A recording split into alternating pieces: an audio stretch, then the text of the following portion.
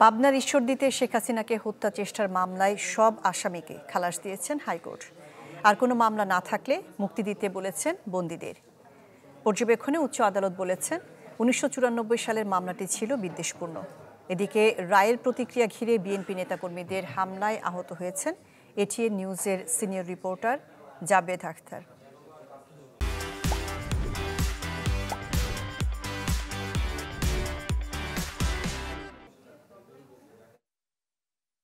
পাবনার ঈশ্বরদীতে শেখ হাসিনাকে হত্যা চেষ্টা মামলায় ডেথ রেফারেন্স ও আপিলের শুনানি শেষ হয় ৩০ জানুয়ারি।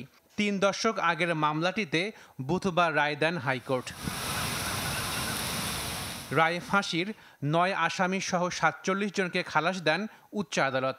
পর্যবেক্ষণে হাইকোর্ট বলেন, বিদ্বেষ থেকেই করা হয়েছিল মামলাটি।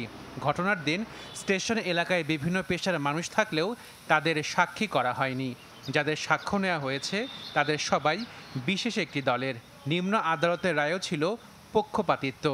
এছাড়া ছিল না কোনো প্রত্যক্ষদর্শী। অন্য কোনো মামলা না থাকলে খালাসপ্রাপ্তদের দ্রুতই মুক্তি দেওয়ার নির্দেশ দেওয়া হয়।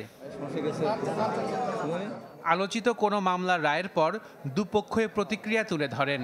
তবে এই রায়ের পর আইনজীবীরা যখন মতামত তুলে ধরবেন, সে সময় সাংবাদিকদের সাথে তর্কে জড়ান পাবনা থেকে আসা বিএনপির নেতাকর্মীরা।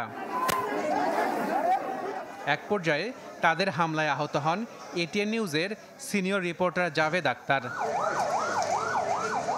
সুপ্রিম কোর্ট প্রাঙ্গণে এমন নজিরবিহীন ঘটনার প্রতিবাদে কর্মবিরতি পালন করেন সুপ্রিম কোর্টে কর্মরত সাংবাদিকরা। নেওয়া হয়নি আইনজীবীদের কোনো পক্ষের প্রতিক্রিয়া।